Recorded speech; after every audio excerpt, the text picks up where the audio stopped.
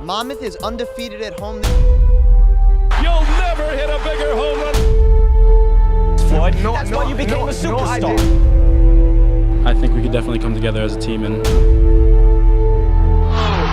Not possible! Hello and welcome to the spring debut of The Extra Point. My name is Notori Miller, and today's show we will talk NFL, NBA, and Monmouth sports. Let's kick it over to Nate and Trap with the Pro Spot. Thank you, Notori. And man, it is great to be back at Pro Spot, isn't it? Feels good. Let's start it off with some conference championship news from the NFL. The New England Patriots defeated the Pittsburgh Steelers 36-17 on Sunday night. Patriots QB Tom Brady threw for 384 yards and 3 TDs in the game, with Monmouth alumni Chris Hogan catching 9 passes for 182 yards and 2 touchdowns. The Patriots advanced to their 7th Super Bowl in the Brady Belichick era since 2000, and the 9th in franchise history, most in the NFL. Again, Tom Brady is not going to go down as one of the best statistical quarterbacks ever, but he will be known for one thing, and that's winning games. And he's a winner, no doubt about it. Right. Behind him will be Bill Belichick. As for Chris Hogan, again, he only spent 1 semester at Monmouth. Hometown hero. Hometown kid. But the Patriots have a plethora of Chris Hogans. They have Danny Amendola, they have Julian Edelman, so it could just as well be one of those guys. It just so happened Chris Hogan got open that night. So nice to see people from my high school doing great things. Go Rampo Raiders, baby. The Atlanta Falcons topped the Green Bay Packers 44-21 Sunday afternoon. Falcons quarterback Matt Ryan threw for 392 yards and 4 touchdowns, and Julio Jones led all receivers with 180 yards and 2 touchdowns. Atlanta advanced to their 2nd Super Bowl in franchise history, the first since 1998. And Nate, I got to tell you, as much as their offense is explosive, I think their defense is really good too. Keanu Neal, Desmond Trufant, Paul Warlow. Deion Jones and Vic Beasley. Brady's gonna be in trouble if those guys are gonna be in his face all game in the Super Bowl. I don't think the Falcons defense honestly gets enough love, because I feel like aside from Deion and Vic, they're kind of an underrated unit. Keanu Neal's a rookie, isn't he? So he is, and Desmond Trufant is young, but he's in that Trufant bloodline. Well, actually, no, wait. Isn't Trufant injured? No, he played. He played. Did? He's just playing in the nickel right now. And the thing is with Keanu Neal is, yeah, he's young, but he played a lot of good football in Florida, and he was a first-round pick. Tom Brady's a different breed. He's going to be very quick. So Keanu Neal's going to have to play up in the box, whereas Tom Brady's going to try to just hit slants in the beginning of the game instead of Aaron Rodgers, who likes to, throw the deep ball. That just about does it for me and Nate from the Pro Spot. Stick around for the Extra Point coming up right after this. Did you do anything right? Time. Shut up! Don't tell me to shut up. I'll shut you up. You ain't going anywhere. I said let go! Let go! Don't tell me what to do. Give me that.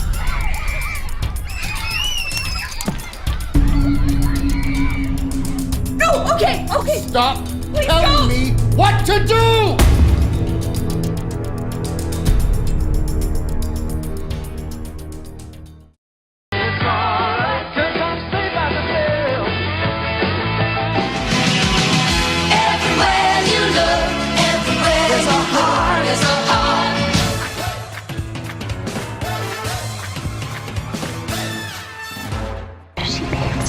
Who am I?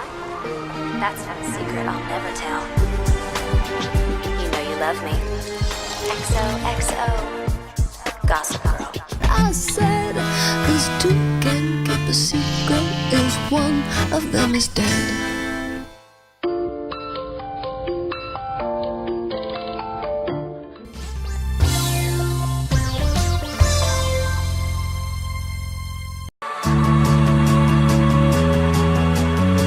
Welcome back to The Extra Point on Hawk TV. We're now going to debate some of the hottest topics in sports. I'm here with Tony Lynn and Nate. Guys, our first topic comes from the NFL. What did you make of the conference championship games? Thought they're kind of boring, I'm not going to lie. But honestly, that could be said for the whole playoffs in general. Aside from the Packers-Cowboys game, this has just been a pretty boring postseason. Let's be real. But I think the ramifications of this could be huge for either one. Because if Tom Brady wins the Super Bowl, then he could go down as the best QB of all time with 4 rings and numerous accomplishments. If Matt Ryan wins, then he brings the championship to Atlanta, which has Atlanta ever won a championship for any sport? Well, actually, no, wait, baseball, my bad. But that was decades ago. But still decades ago, 20 years, give or take. But Yeah, honestly, I thought the championships were kind of boring, but it was nice to see Aaron Rodgers lose. I mean, I have to say, in the beginning of the season, I wouldn't have necessarily picked Atlanta to be in the Super Bowl. Yeah, they were the but dark horse. From seeing how the season played out, it doesn't surprise me that Kyle Shanahan was able to take his offense and really exploit defenses. And that's what you saw in that game. They had it was so boring. By halftime, the game was over. By the first half, the game was over. It was not exciting. It didn't really do anything for me. I really could care less whether Tom Brady wins another Super Bowl. I think that everyone thinks that he is going to go down as one of the best quarterbacks. I can agree with you on that. But is he one of the most liked? No, not really. So, but I mean, if you're the best, you're hated. So it's okay. It means that you're doing something right. But I don't know. I wasn't really impressed. Cheater. The Falcons' offense gets a lot of praise, but their defense, I don't think their defense gets enough praise because they put Aaron Rodgers on his butt that whole game. Vic Beasley and Deion Jones just watching just a 1-2 punch of them constantly just running Rodgers down the field. They ran him out of the pocket, his golden zone, but that didn't work. So that was probably the most exciting part to watch, honestly. And then I remember one hit, I think it was Deion Jones. He just creamed Rodgers in the backfield, and that was just a summary of the whole game right there. Their old tactics just wouldn't work anymore. I don't know. I'm kind of excited to see what's going to happen in the Super Bowl because I don't know. I feel like the Falcons can come out on top against Brady, but then again, it's Tom Brady, it's the Patriots. Who knows? They might get away with another win. Who do you have? Me personally? I don't know, honestly. I feel this is going to be a very explosive Super Bowl. The defenses are average, but the offenses are two of the best in the league, in my opinion. That's all you got to hope for. Honestly, you got to edge with the Falcons on this one, just by a hair. See, I'm going to disagree with you. I'm going to go with the Patriots. Ouch. And I know Matt would be very proud of me for picking the Patriots. I know typically he would. wouldn't, but I have to say, just from seeing how the season has panned out, Chris Hogan has been huge for their offense, and I think a lot of people really didn't expect that going into the season. It was interesting. On Twitter, I saw a tweet back from, I think it was back in January, like last January. Someone had tweeted, the Patriots signed wide receiver Chris Hogan today. Like, this is going to matter next year. Yeah. And it's crazy because here we are a year later, and he was the difference maker in that game. He surely was. So I'm going to take the Patriots in the Super Bowl. Man, I just hope it's a good Super Bowl to watch and not a blowout. And no one likes a blowout during the Super Bowl, even if it is your own team. You just want to see a good game at the end of the day. So, I mean, if Patriots come out on top, I'm happy. If Falcons do, honestly, that'd be nice to see. It'd be something different.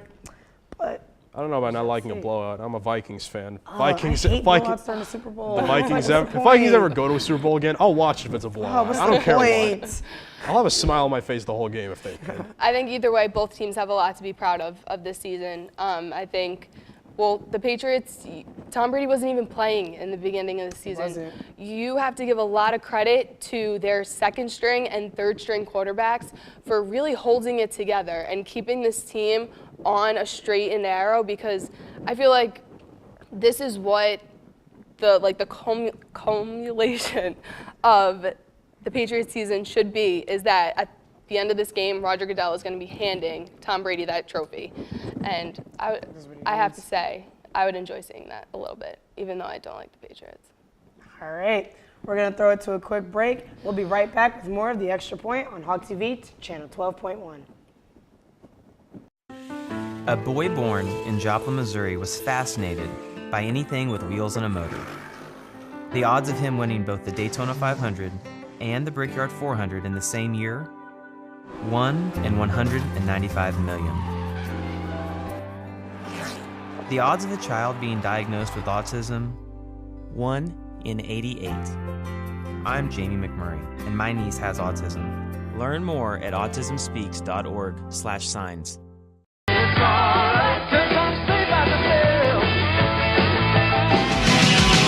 Everywhere you look, everywhere there's a heart, there's a heart.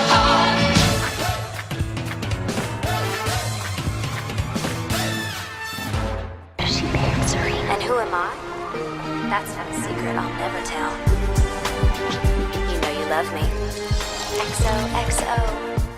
Gossip Girl. I said these two can keep a secret if one of them is dead.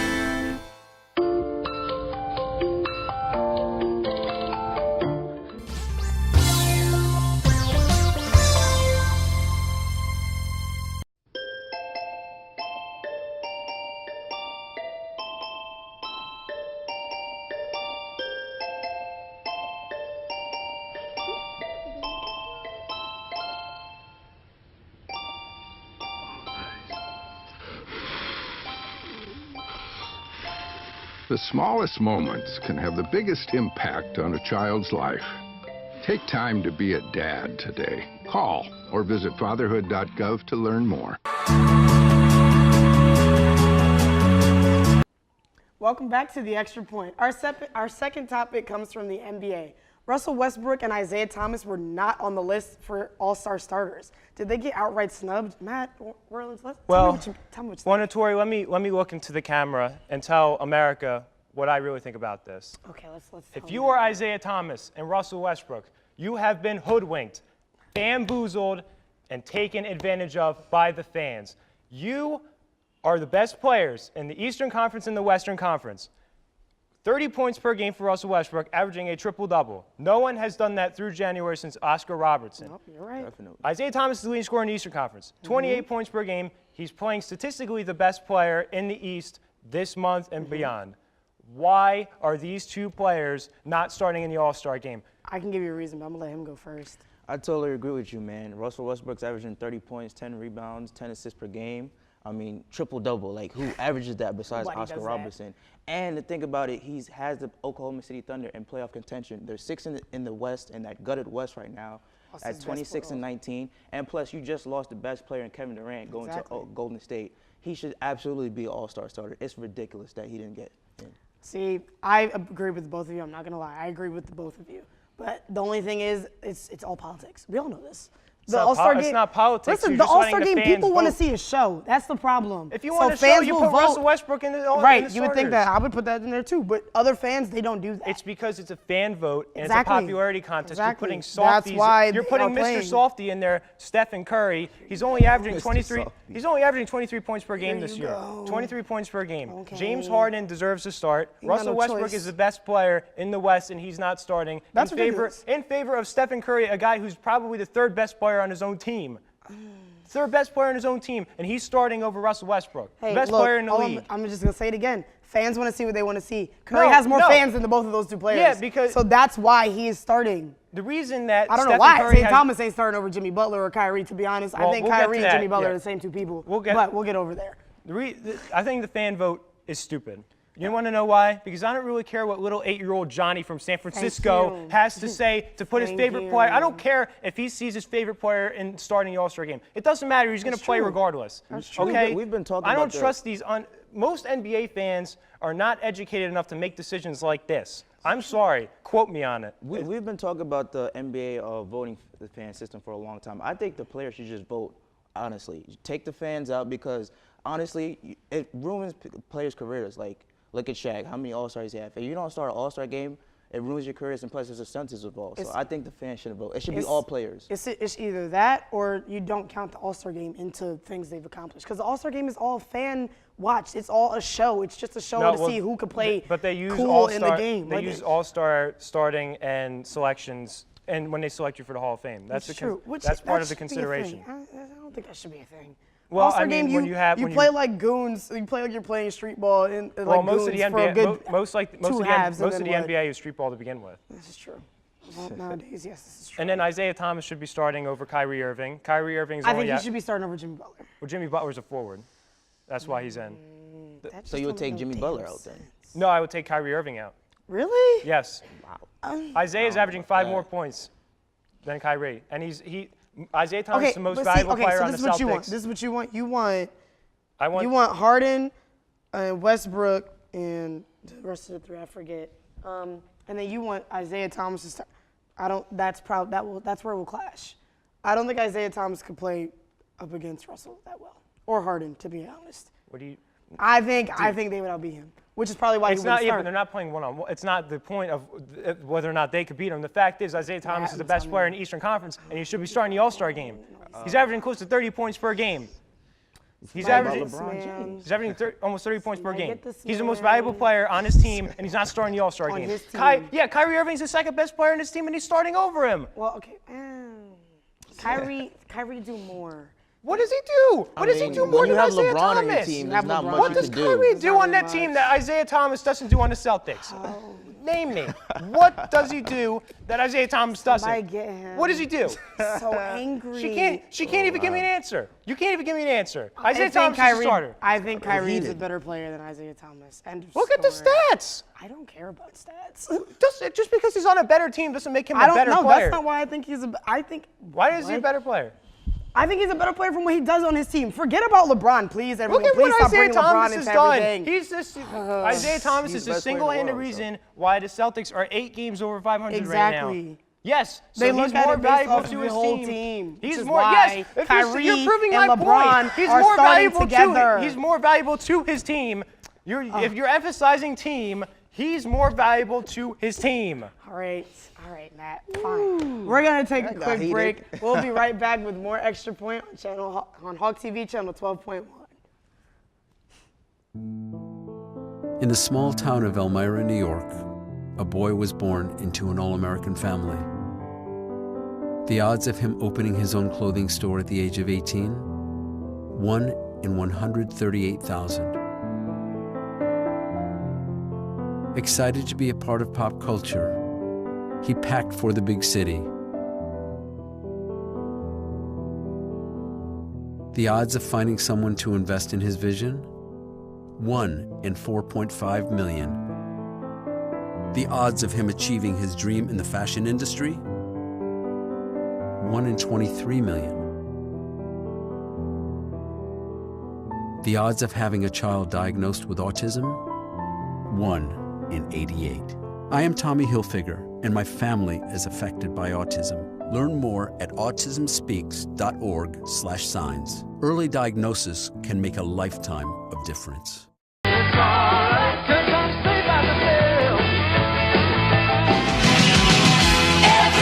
you look, everywhere there's a heart, there's a heart.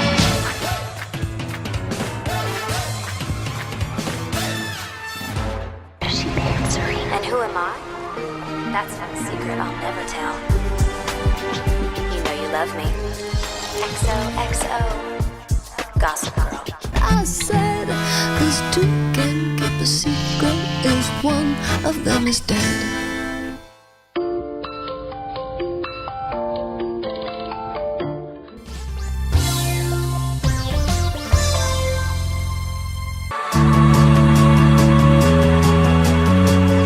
We are back here on the Extra Point. I'm here with Joe and Trap. Our final debate topic comes from the NFL. After Odell's boat trip and Antonio Brown's Facebook Live video, which had more of an impact of their team's playoff loss? Can I go first? Please go, Trap. Sometimes, even though the old saying is actions speak louder than words, I think in this situation, words speak louder than actions, because what Antonio Brown did was he disconnected a locker room. He took the head coach completely out of the loop with his best player, which is AB84. Whereas Odell Beckham, we'll talk about him a little bit later, but this is a guy who reunited a trio of receivers, and they were one of the best 3 receiving corps in the league this year. Easily. And I will say this about Odell. He's a superstar. He could do what he wants. He doesn't Facebook Live his coach. You know, as good as Antonio Brown is and as many commercials as he's been in, and he was the #1 overall pick in a lot of people's fantasy drafts, you know, he had a lot of problems in college. He had a full scholarship to Florida State that got rescinded. He had to go to Central Michigan, go to a JUCO first, and work his way up. He's had some issues in the locker room in the past, and he's been good with Pittsburgh so far as a 6th-round pick, kind of, you know, behaving and staying under the radar. And now that he's become a superstar, you know, this is an antic that you really don't want to see, and you don't want to become a pattern and a trend, because the NFL is known for diva wide receivers. We're kind of in a renaissance, I guess, of receivers. And Antonio Brown, I just hope this isn't a problem in the future for the Steelers. I don't think either are too big of a deal, but I know you have a little different opinion on that. I just hate the people that think because Odell was partying, that affected the game. And I'll talk about a quote that he said later. Who's the biggest partier in the NFL? Rob Gronkowski. Guess what? Who's the best tight end in the NFL? He's never on the field. Who's the best tight end in the NFL? Who's the best tight end in the NFL? Yeah, Travis Kelce, you're right. So, I think, with the Odell thing, it's not like he's there, right before the game, in the morning. A week before. It just shows poor prioritizing on their part. And Landon Collins came out and said that they were out too that same day. I don't think they're going to beat Aaron Rodgers in that game regardless. I think a lot of things didn't go their way that had nothing to do with the boat. And hey, the Dolphins won games this year. They were in Miami all the time. They played all their games there. Look, I also want to say this, though, going back to the trio that Odell had in New York. Again, this is a team that couldn't run the ball. They didn't even have a running back until they somehow found Paul Perkins 16 weeks into the season.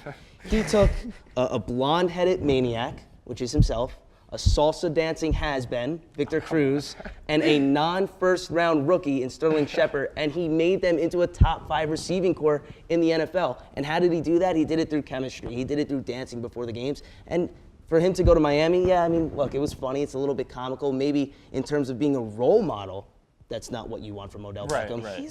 But even he said in the post-game interview, that had no effect a week before. Had no effect on his play on the field. I'll tell you what affected the play on the field, Aaron Rodgers. Yeah, I definitely think Rodgers had a big impact. And the way Ben McAdoo handled this wasn't fantastic. I understand he's a player's coach. But, he had their backs, which is good. But Eli Manning seems to have a little bit of a disconnect with his coach's opinion on this. He seemed to be taken a little more seriously. And he's been here way more than Ben McAdoo has. He's been there way more than Odell has. And I think that was kind of telling for the Giants to have Eli kind of speak up a little bit more about it than their head coach. So let's get back to the original question. It was which move had more of a negative impact on their team? I think everyone needs to just leave Odell alone. No, I agree with that. I'm trying to defend Odell, but let's get back to the original question. It was which players' actions had more of a negative impact? When Ben McAdoo was asked about what Odell Beckham did in Miami, he didn't comment. He said Odell should have caught more balls today. Yeah. When they asked Mike Tomlin about Antonio Brown, he said what he did was foolish and inconsiderate. And Roethlisberger also spoke out against that too. You can't Facebook Live, you just can't do that. It's poor judgment, and again, he's trying to do the branding thing. He's trying to promote himself. NFL bad. guys have short careers sometimes, and you take any kind of opportunity you get to get your name out there, to get some publicity. And this really backfired. But, after winning such a big game, I'm sure there really wasn't on the back of his mind like, how great of an idea really is this? You're kind of still have that ecstasy of victory. There's still people, man. And you can't really blame him too much, but just bad decisions on both parts. And both players didn't show up, which is really disappointing because I want to see better games. Well, one more thing, and I mentioned this right before we came on again, this will be my last point, but there was a law that was enacted in the NFL this year where they can't shoot any type of social media on the field if it's not NFL regulated. Antonio Brown doesn't have an NFL license to be shooting, and that was in the locker room. I don't know if that falls under the law, but even that, you have investigators. Ask the 2011 Miami Dolphins how investigators in their locker room went. We went from being a playoff team to the 3rd pick in the NFL draft because we had investigators in our locker room. This is the last thing the Steelers needed. And a distraction against a team that is already going to be prepared for anything you throw at them in New England. You're just giving Bill Belichick just even more of an advantage than he already had, having number 12 on the team and playing at home and being this hot anyway. I just wouldn't know what any of this has to do with any of the game in general. That's just them on the outside love Odell. No, I'm not. What? No, I don't. You don't like Odell Beckham? He's a good player. I'm not obsessed with him. I just feel like he just needs to be left alone. So you know what? At the end of the day, I'm going to wrap it up. That's all we have for you guys tonight. That's the end of our debate segment. We're going to throw it over to Matt and Trap at the Hawk's Nest. Welcome to the Hawk's Nest. My name is Matt DeLuca, alongside my broadcasting partner, turned TV partner, Mike Trapasso. How you doing, Trap? Yeah, I don't know how we got to TV, but it's pretty cool. I like it, Matt. I'm doing all right. So the Monmouth University basketball team on the men's side defeated Quinnipiac by a score of 95 to 76 over Quinnipiac Friday night. Trap, you were at that game, calling the game with Nick Halper. What'd you make of it? Because I was board hopping, and what I noticed was very aggressive Justin Robinson on the court. Well, first of all, it was a pretty big night. We had ESPNU in the building, and the place was pretty packed, as has been the Ocean First Bank Center pretty much all season, really dating back to last year when it was the MAC and that big Iona game where tickets were going for $400 behind where you and I sit. Justin Robinson obviously has been on a tear, going for the record, trying to become the all-time leading scorer in Monmouth basketball history. But right behind him has been Micah Seaborn, and he's nipping at his heels every game. You know, Robinson has 22, and he gets 22 with the spins and the transition threes, but Seaborn gets it just a little bit more quietly, but he still gets it. So it's a dual-headed monster. And I love how you mentioned that, because Justin finished with 22 in that game. Micah had 21, and I think the perfect word to describe Micah Seaborn is quiet. You know, off the court, he's very outgoing and very funny, but once he gets on the court, he's very soft-spoken, very calm, cool, and collected. And we look at the stat sheets at the end of the game on our broadcast, and we say, wait a minute, Micah had 25 points. It's unbelievable. You know what? You and I have the luxury of traveling with them, getting to know them a little bit. Again, a group of 12 amazing guys led by the pioneer of it all, King Rice, who is just as incredible. He instills it in them. But Micah is quiet with his points, and the only reason that is because this is a senior-led team. It's Josh James, Chris Brady, Justin Robinson, Jelon Hornbeek. I mean, these are guys that are going to get theirs before Micah gets his. Just so happens Micah might be the most talented player on this team, but it's not his time yet. He has 2 years, and this team's his. With the victory over Quinnipiac, the Monmouth Hawks improved to 17-5 on the season, getting their 9th victory in conference. And Trap, you know, we had a little bit of a shaky start to conference play, but the Hawks are rolling right now. What do you make of this winning streak that they're on? Well, first let's talk about the losing streak, because it was brutal. You and I both called 3 of those games, started in UNC. Monmouth came home after that emotional loss to the Tar Heels, played Ryder, lost at home, then went to St. Peter's, and they lost there. Pretty miserable loss, too. They were out-athleticized the entire game. So it's nice for Monmouth to now get on this 7-game win streak. Again, they haven't played the depth of the conference, but they did beat Iona. That's where it all started, and they're in 2nd place right now. I think that Justin Robinson has kind of taken the load, because in the beginning of the year he had a bit of a pass-first mentality, like a point guard should, but Justin Robinson's a special player, and he's really made a point that he doesn't want to lose in this building, he doesn't want to lose in this conference. Well, it was a great team win for the Monmouth men's team. On the women's side, they played on Saturday. It was a 91-86 loss in double overtime to the Siena Saints. I was at that game writing for the women's team, and I'll tell you, that was probably one of the craziest games I've ever seen that the women's team has put out there. If you think that one was crazy, just 2 days before that game, Monmouth played Fairfield in Fairfield. I was there, and Kayla Shaw, who was 0 of 6 from the floor, hit a buzzer beater 3 to send it to overtime. So again, this is a freshman team, obviously no experience, they haven't played together much, and they just find a way to get back into games. And it all really transpired that day in West Long Branch. And you mentioned Kayla Shaw in that game. She hit 7 3-pointers against Siena, majority of them coming in the first half. She's just incredible. I think it's amazing to me how she never misses in warm-ups or in practice. And then she gets out in the game. She finished with a career-high 24, 7 threes. She has potential to be the MAC Rookie of the Year. Well, as our buddy Nick Halper would say, we could go with the chalk, which is the obvious, Kayla Shaw, Elena Jarnett. But 2 players that are playing exceptional basketball right now for the Lady Hawks is Alexis Middleton and Taylor Nason. They have both combined for 35 rebounds in the past 2 games, and they're unstoppable down low, something that Monmouth hasn't had. Keep in mind, their only big man is Christina Mitchell, and she's not the best rebounder. She's more of a finesse-type player down low. So getting Middleton and Nason, again, both freshmen, is huge. And with that loss, the Hawks dropped to 10-10 on the season. They had a bit of a slow start. Now they're at 500. They're 5-6. What do you make for their next couple games? Again, just find Kayla Shaw open. Get her open shots. Let her start to heat up. When she misses, it's kind of like Micah Seaborn. Goes on a little bit of a drought. Find Kayla Shaw open. Well, that will just about do it for the Hawks Nest. We will be back with more here on Hawk TV, channel 12.1.